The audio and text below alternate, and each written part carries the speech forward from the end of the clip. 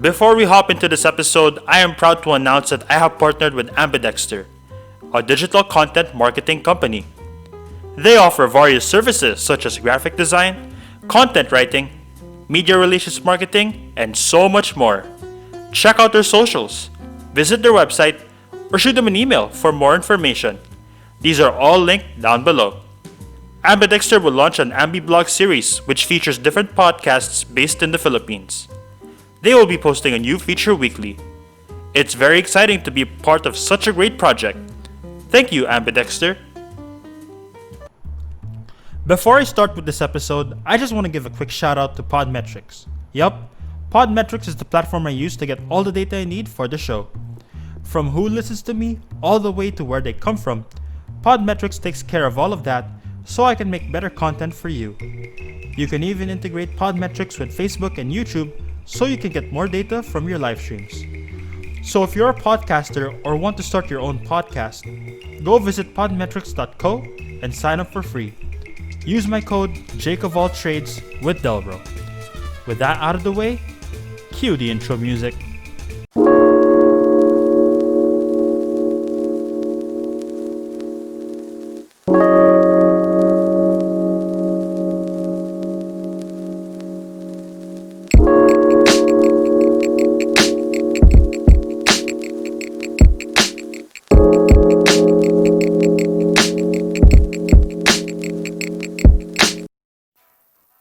What is going on, everybody? Kamusta kayo lahat mula sa Luzon, Visayas, Mindanao, or wherever the heck you are on the planet? This is your one and only Jake of All Trades, the place to be for any niche, every genre, and all generations. I am your master of ceremony, D to the E to the LRO, aka JDR, aka the Extraordinary Introvert. So we are back at it again with another episode. So as you guys can see, may bago po akong windscreen. I have multiple colors. So just to make it more interactive, comment down below what color you want me to cop for every single episode so that we can interact with each other, okay? So another important thing to note, guys, finally have the yearbook. After months and even a year of waiting, it finally arrived. And sobrang sakto tong episode na to kasi we are recording this, on the day that I finally released my yearbook. I finally got my yearbook, rather.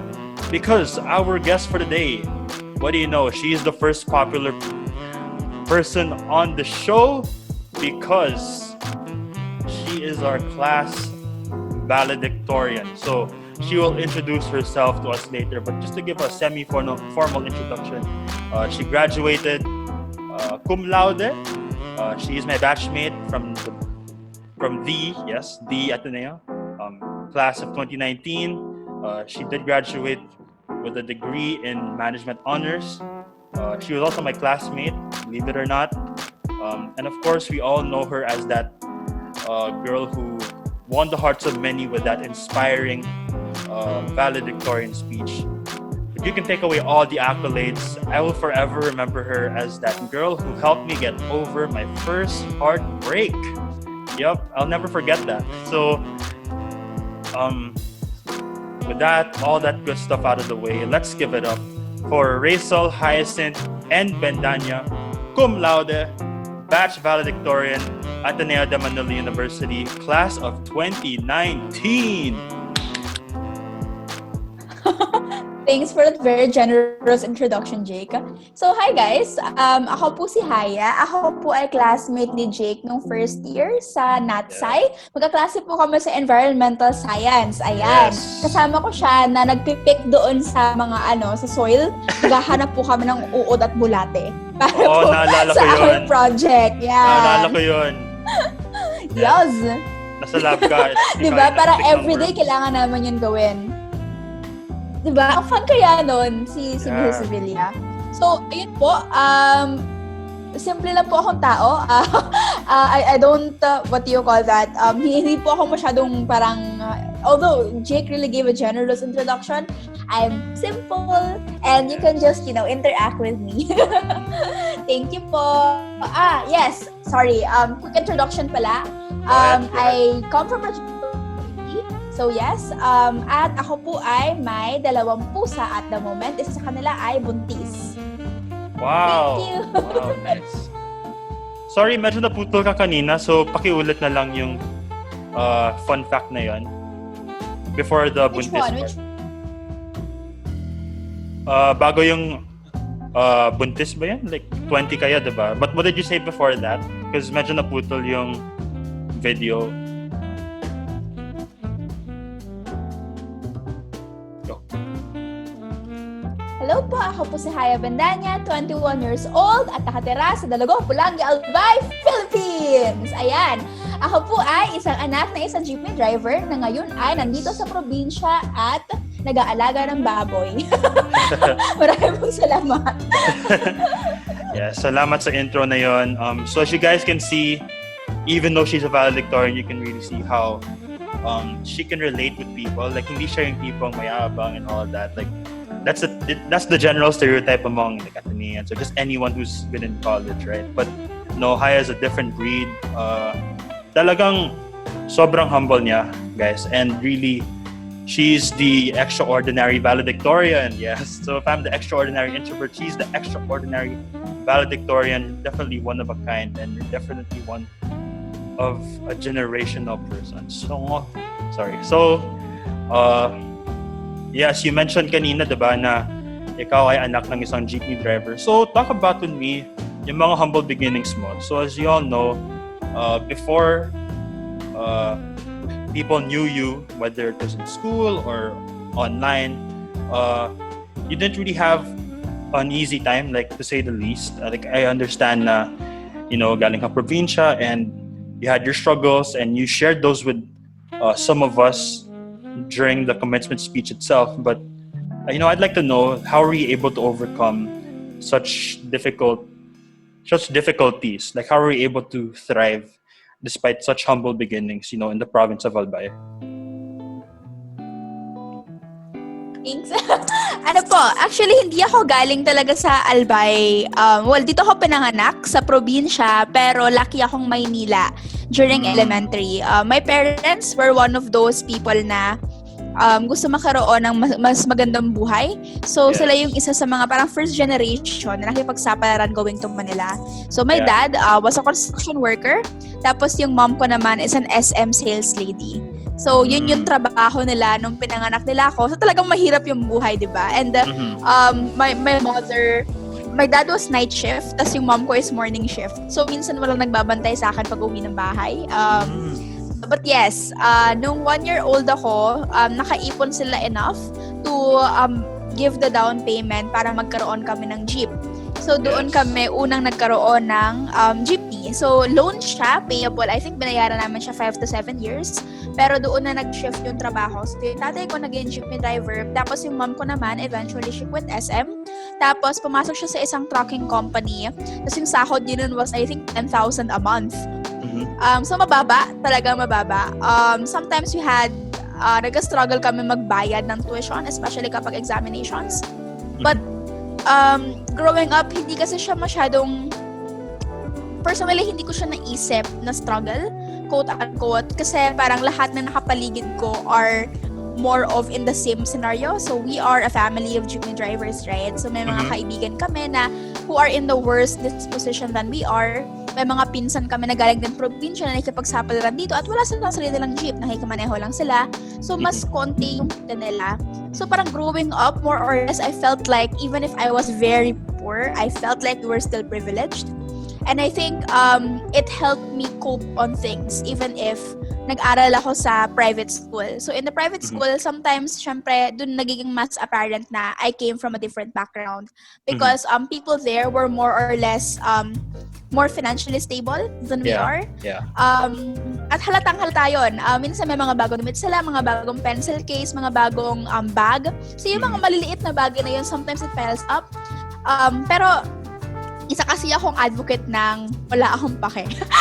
Yes. Advocate ako ng it doesn't really matter. And growing up, parang ang naging ano sa akin is, okay, whenever kasi I feel bad about myself, so whether it might be about financial stability, for example, whether it might be about other insecurities, whenever those rise up, the form of revenge that I do, or like something to feel good about myself is, I study very hard and make sure I top. So, yun yung Wow. nagiging language for me to be able to cope up. So, halata naman, parang ever since I was young, whenever feeling ko wala akong bagong bag, tapos siya may bagong bag, ako magpa-perfect sa exam. Ganun yung aking coping mechanism. Kasi kahit wala akong bagong bag, nag-aaral naman ako. So, yes. And I took that with me. Kasi growing up, my mom is also very strict when it comes to education. So, siya talaga yung diin sa akin na you have to always be on the top. So, I grew up very competitive. And for good reasons, yung sinabi sa akin ng mom ko. Kasi sabi niya, we couldn't really afford tuition. We couldn't really afford, we don't know if we can afford to send you to college. So, kailangan you have a good academic standing. Kailangan mataas yung grades mo and kailangan top ka lagi for you to be able to get the opportunities you can have. So, yun yung ginawa ko in every single aspect of my life. Elementary, high school, college. I made sure I was in the top. Because hindi sa akin nawala yung mentality na, yes, there are people who are generous and there are people who are giving you opportunities, but there are a lot of poor kids out there. There are a lot of people who are from underprivileged background also. So there has to be a deserving, and unfortunately, the way we judge deserving individuals is if they're smart, if they top the class, etc. And I know that I don't agree with that system, but I exist in that system, so kailangan ko yung gawin. Wow. Grabe, no, guys? Like, ang dami niyang sinabi, and there were definitely a lot of anecdotes that really just inspired, the hell out of me and out of you guys as well. Like, I'm sure if this doesn't inspire you, I don't know what will. Like, yung struggle niya as, someone with little to halos walang financial background, and to hear her story, like, whether right here or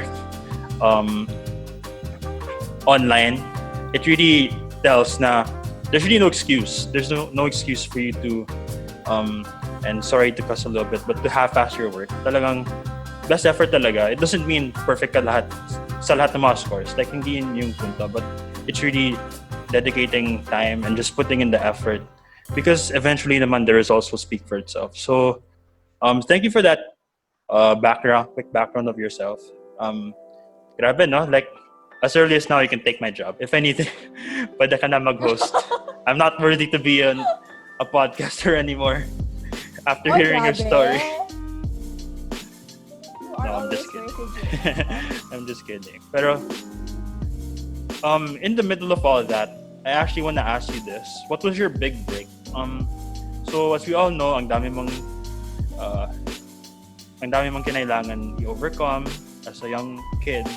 And you said so yourself na yung mga magulang mo, they work hard, and I'm sure you give them a lot of credit and you love them so much. But at the same time, their financial stability can only get you so far. But, how were you able to make it through the concrete jungle that is Manila? And in particular, how did you make it to one of the premier academic institutions in the Philippines? So I'd like to know, what was that big break moment, or what were the series of events that got you to where you were for the past 4 years? Yeah. Okay.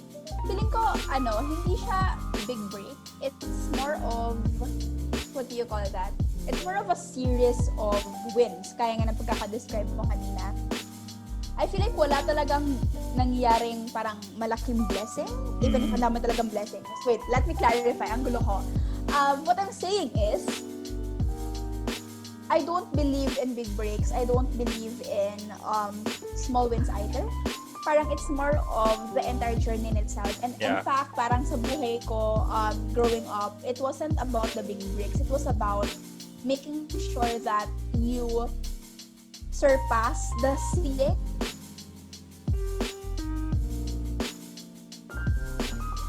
Okay. It wasn't more of the big breaks. I feel like it's more of trying to surpass the ceiling set upon you. So, more of ganun yung naging journey ko. Kasi parang, nandito ako, ito yung ceiling, and then I want to reach there. So, it's always trying to surpass it instead of just like the big break. So, even growing up, nagkaroon ako ng difficulties because teachers don't always like me. Because I always question authority even when I was young. So, kahit nung bata pa ako, muntik na ako ma-kick out ng grade school because I did something, I question authority. Same with high school, nagkaroon ako ng parang rebellion case because I spoke up against administration. conversation. So, it's like kind of ganon yung naging proseso ng buhay ko. So, I feel like it's more really of trying to surpass that ceiling. And in order for that to happen, the small wins that went to it is my constant questioning of authority. So, yun yung first. Yung second is constant goodwill. So, I know that sometimes things can get frustrating, but you always have to enter the conversation on the side of compassion. So, I think that's another one. But if we're looking at like the technical definition, like what really is the big break, I feel like it was...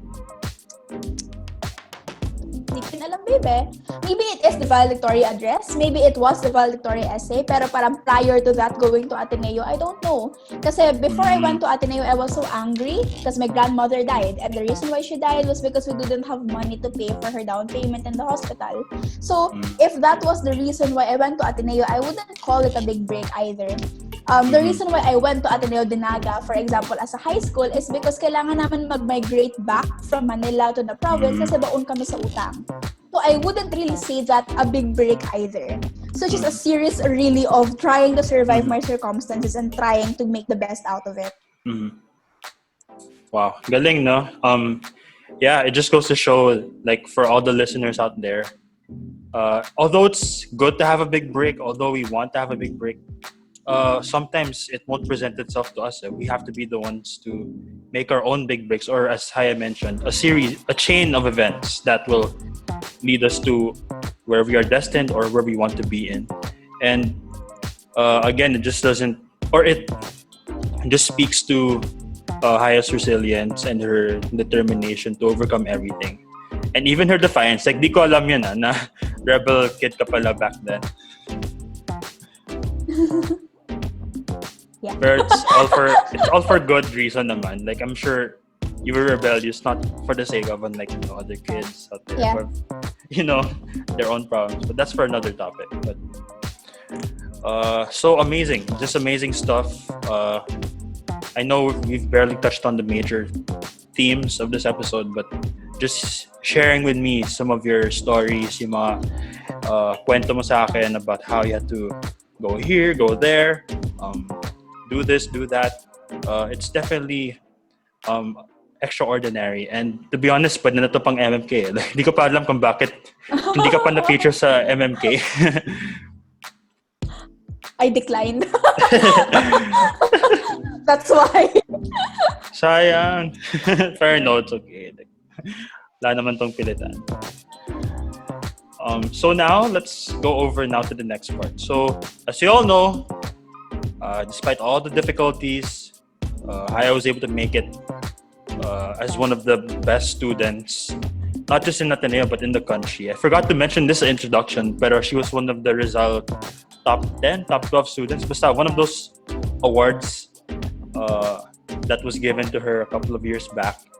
And this leads me to my question of, balancing ACADS and social involvement. So being a valedictorian doesn't entail just getting A's all the time or excelling in every class. And Ateneo is like not a stranger to extending the lessons outside the classroom. And I can see naman from you na you really dedicate your life outside the classroom. You really tackle different norms. You really make sure your voices are heard, or you lead, the young generation. And we need people like you, especially now in these hopeless times. We need that beacon of light. We need inspiring stories from you, from me, from everybody else. So with that out of the way, how are we able to micromanage everything, from joining an advocacy here to studying for a long test there, from joining multiple orgs to meeting various deadlines for orgs and for ACADS. So paano yung naging balance mo sa college?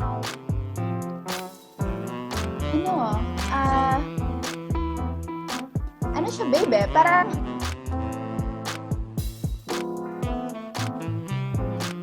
okay.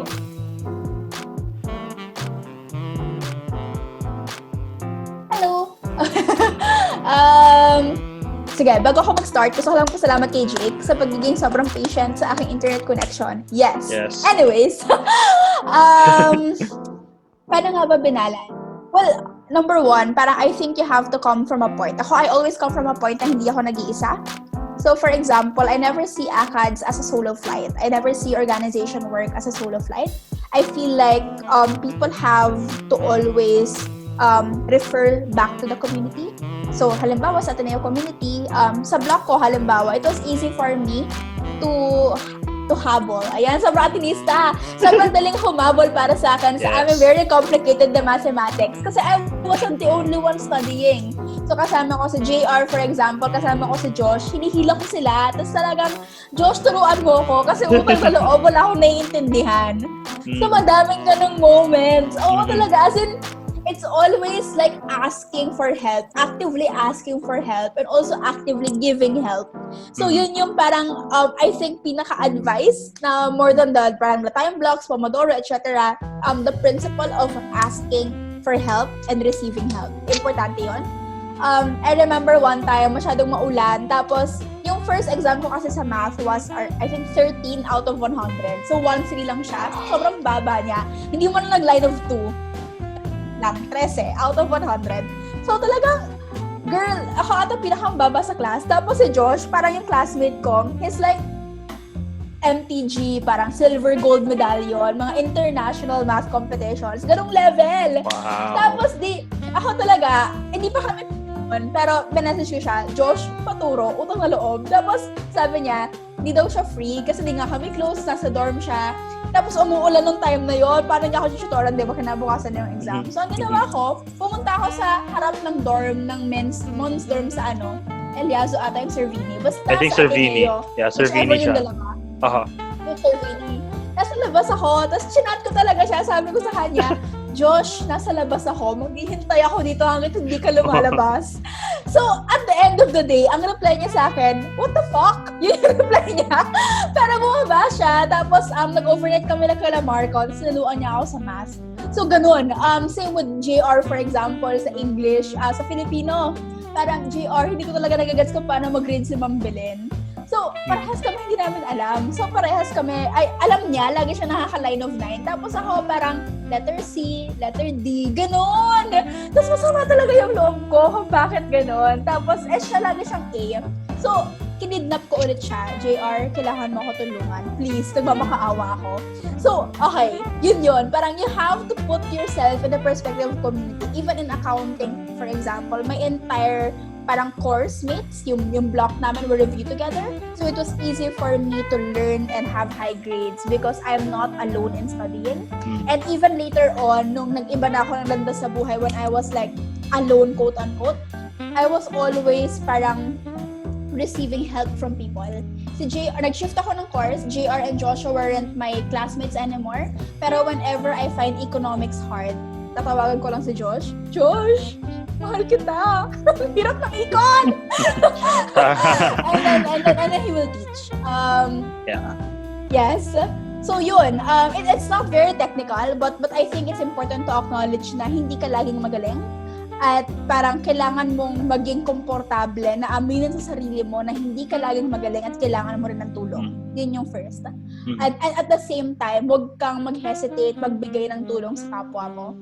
On the more technical side of things, well, number one, syempre, you have to block your schedule. Kailangan kapag in-schedule mo morning, schedule mo talaga siya morning. You use Pomodoro, 25-5 if you have short attention span, and then 55-5 if you have like large attention span. So, yun yung mga technical side of things. And when it comes naman to balancing it with org life, I feel like there is really no need to balance if something is natural to you. So for example, sa akin, it's very natural for me to do advocacy work. So I didn't need to balance anything. In fact, parang doing org work was my rest period because I feel honestly energized whenever I do Sangha work, whenever I go to rallies. It gets tiring, but it doesn't make me any less energized, if that makes sense. So a lot of people do that also. So a lot of my friends who are into kites, who are in management, even if, some people don't understand that management is also an advocacy. So if you really love what you're doing, it's not really tiring. You don't really need to balance it. Yes. Wow, dami, no? But Before we start, Hya, I want to congratulate you for being one of the few guests that accidentally dropped the F-bomb. Oh!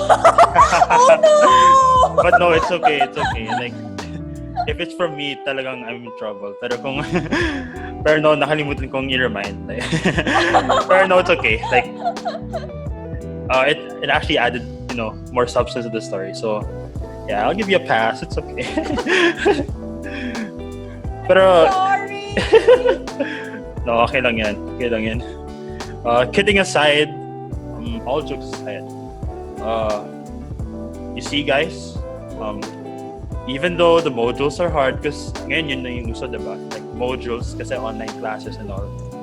Kahit ma-zero man kayo, kahit maka-F kayo sa long test or quiz, it ain't the end of the world, guys. It's not. So, it was good that you shared the story because, I have siblings who are still in college and online classes, it's taking such a toll on them and nabe-break down sila masyado. So, just the fact that they're hearing stories, not just from any other student, from the valedictorian, no less, for her to have struggles such as this, it can really relate to, other students who may have a hard time, trying to cope with school and org life. So now that we have that, the student life out of the way, now that you've had your stories, how were you able to deal with the haters? Because as you all know, your valedictorian speech went viral and a lot of people loved it, don't get me wrong, but there were also quite a handful, typical hate speech, typical, oh, F you and all that, or oh, invento ka lang, Yeah. So how did you overcome that? It's not easy, no? Like, again, yeah. What do you call that? Well, it was difficult because I came from Sanggu, and Sanggu was emotionally draining. It's hard to lead an entire student council with 8,000 community members. So, honestly, I cried a lot. Sobrang dami kong iyak. As in, iyak lang ako ng iyak because I needed to get it out. And yes, and there were people who helped me. Halimbawa si Sir Brian Heron, who was with me, who helped me write my valedictorian address. So talagang even when we were writing the Valley address, there were already bashers. I was crying kasi hindi pa ako tapos magsulat. Iniiyakan ko na si Sir Brian. Sir Brian, what is wrong? Yeah, kasi Hi, and it's not just students. There were also some teachers, for example.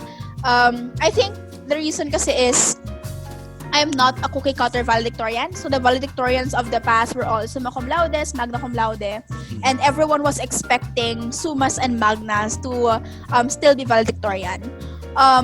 So yun yung pinakaunang problem. Parang people didn't really like someone who's normal. And secondly, I am not from an honors course.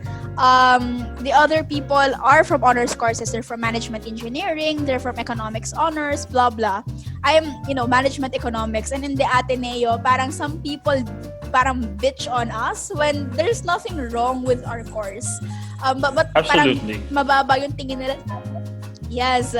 So, yun yung pangalawa. So, they couldn't accept that someone who's cum laude from an ordinary course could become valedictorian. So, never mind that I was student council president. Never mind that I initiated so many outreaches. Never mind that I have 3 running programs and all of which are awarded by Asia Institute of Management, by the Rizal, by the 10 outstanding students of the Philippines. They don't care anymore. What's important for them was that I was different. I wasn't one of them. So I'm not from the popular schools in high school, for example. I'm normal, ordinary, nagtatagalog, may pimples, naglalakad din nakatsingyelas, minsan nauubusan ng damit, so naka-PE uniform buong linggo. So that's the one. But ang motto ko doon is, I cry, but at the end of the day, I don't really, parang screw them, right? I need to distance myself. Screw them. Yeah. Well, not naman screw them. Kasi I actually care about people's opinions. And sometimes I felt like during that time, I actually questioned myself. Parang, is there really something wrong with me? But parang the people who love me told me na, stop questioning yourself. Parang there's nothing wrong with you. There are just people who do not have compassion. There are just people who can't accept that someone who's not rich can be valedictorian or can be better than them. And I think parang more likely, Jake, ano siya parang hindi, I choose not to believe na galing sa kanila yon. To be honest, parang pakiramdam ko, hindi sila yung nagsasalita, but mga magulang nila. You know, sometimes when you're with competitive parents, and we all know that a lot of Ateneans are from really privileged backgrounds with really competitive families. So alam ko na yung galit nila or yung hatred nila towards me, towards my speech, towards my credentials are not really directed at me. It's more of their parents telling them na, bakit yung anak ng jeepney driver natalo ka? Lahat naman binigay sa'yo. Palamunin ka lang naman. Blah, blah, blah, blah, blah.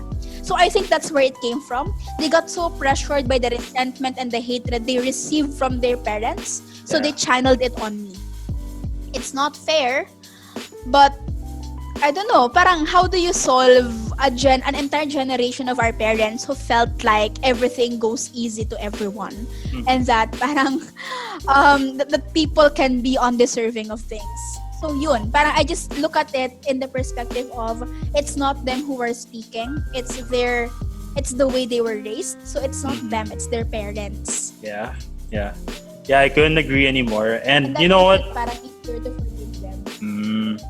Gets naman. Pero you know what? Like, despite all the haters that you have, and you know, I have some haters myself, you know, my motto talaga in life is, well, not really F them, but you know, their opinions aren't, or they shouldn't matter. And, you know, coming from me, you know, I'm not trying to make you feel any better, but you're really one of the different valedictorians you've had, you know. Ikaw talaga yung kakaiba, even though, you know, cum laude ka and all, it doesn't really matter. Just your story, your struggles, and really your advocacies, it's what separated you from, you know, valedictorians from the past and from high achievers, quote unquote, from, you know, previous generations. I think we needed a valedictorian such as you to really just defy previous norms, but not only for defying them, but just to really shed light in, you know, current issues and also how we can be better people. Because at the end of the day, you know, never mind the grades, never mind the, you know, success stories, never mind all that, you know, crap, but it's really just being a decent human being. It's really just being, you know, pay pagkapatao, paying mabait sa kanya or sa kapilang party. It's really just, you know, mostly about showing love. And that's what I loved about the speech you gave. And hopefully I can link it, you know, later on. I think the PDF is available online. So I'll definitely have to link you guys to that.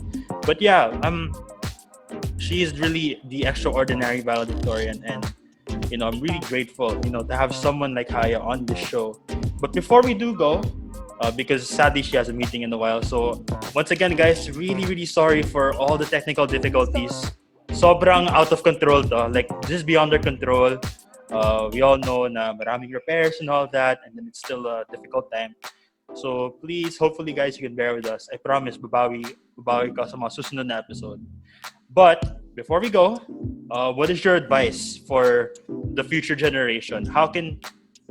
Of course, I'm not trying to say like how can you top one another, but more importantly, how can you become your own valedictorian? How can you become the best version of yourself without feeling any pressure, without feeling any sort of resentment, without feeling prideful and being arrogant lang for arrogant's sake? How can you be, you know, the valedictorian that you dream about, or that you dreamed about, and that we also dream about ourselves?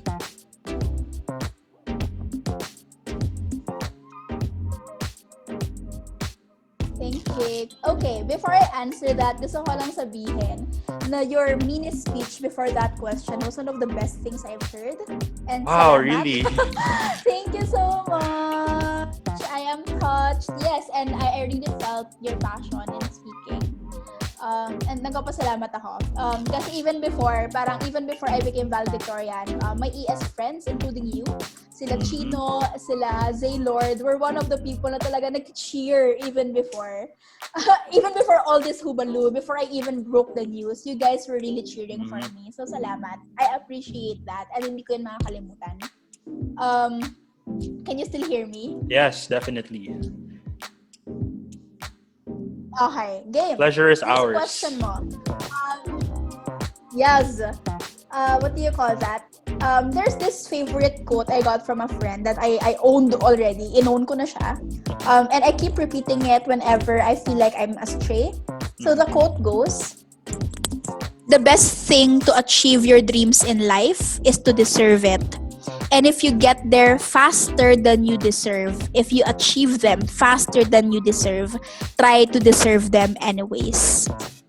So, yun yung aking parting words sa inyo. Whatever your dreams in life are, whatever how the valedictorian you wanna be, make sure you deserve it. Parang work hard for it. And if it's given to you by the universe faster than you deserve them, try to deserve these things anyways. Yeah, definite bars right there. That is how you wrap up a show, guys. And once again, di pa ako worthy. Ikaw na mag-host. You know, you can take over the show anytime you want. No. But yeah, all jokes aside, thank you, Hya, for being here. Even though it was on short notice, even though we had a lot of difficulties, sobrang refreshing to hear, you know, someone with your background, with your caliber, just sharing these very unorthodox but also inspiring stories. Like I said, sobrang worthy siya maging MMK feature. Like, di ko talaga alam bakit you passed it up. But then again, you know, it's fine. This is your narration, you know, it's right here. So at least my viewers will be able to check it out. But before we do go, do you have any plugs? Do you have any accounts? Or do you have any promotions that you would like to share before we officially wrap it up? Oh yeah! Thanks, Jake. OMG. Munti ko pa makalimutan. Hi guys, so I'm Hya Bendaña. I work with Wisdom Philippines, and one of our many portfolios of development consulting projects is the Move As One Coalition. So the Move As One is an organization, a coalition of around 140 member organizations and 77,000 individuals advocating for a safer, more inclusive, and more humane public transportation system in the Philippines. So if you get a chance, please check out the Facebook account of Move Us One Coalition and sign our petition. Yun lang naman po. Maraming salamat, Jake. Yes, maraming salamat din sa inyo, Hya. And for the last time, you can take over my show anytime. You can take my job. You're better in this than I am. No! You're trying and you're doing good. Yeah, salamat talaga. And by the way, before we officially go, like, she was the first one to comment when this show was starting. She was like, "Oh, I like the video editing." So sobrang na-flatter ako. Like, can you imagine? You know, the valedictorian actually commented on my page like that. Even though like classmates outside or close friends outside, it's still sobrang, you know, nakaka-starstruck siya because, you know, this is from literally one of the prominent figures of, you know, the Philippines. So for her to just reach out to that, I had to, you know, invite you to the show. So thank you for taking this invite, and I enjoyed. Kahit super short, marami mga lags and glitches, it was worth it. It was all worth it. So Thanks, Jake. Thanks, viewers of Jake. Continue following and supporting JakeOfAllTradesWithDelRo. yes. Galing na yan sa valedictorian. Galing na yan sa vale. So before we go, as you guys know, we know the drill by now. If you want to follow me on Instagram, it is at JOAT.pod.delro. So once again, it is at JOAT.pod.delro. If you want to check me out on my personal IG, it is at Jake_Delro. On Twitter naman, it is at _Del_Ro_. On Facebook, it is facebook.com/JOAT.pod.delro. So it's similar to my IG account. Or if you just want to search it on the search tab, it is JakeOfAllTradesWithDelRo. This podcast can be streamed, televised, viewed, and listened to on the following platforms: Spotify, Google Podcasts, Anchor, Breaker, Radio Public, and last but not least, on YouTube. So with that out of the way, that's a wrap, y'all. Thank you for tuning in today, mga Del Bros and Sisters. This has been your one and only Jake of All Trades. She is your one and only Hya, valedictorian of Batch 2019. And we're both signing out. Hanggang sa susunod na usapan at chikahan. See ya!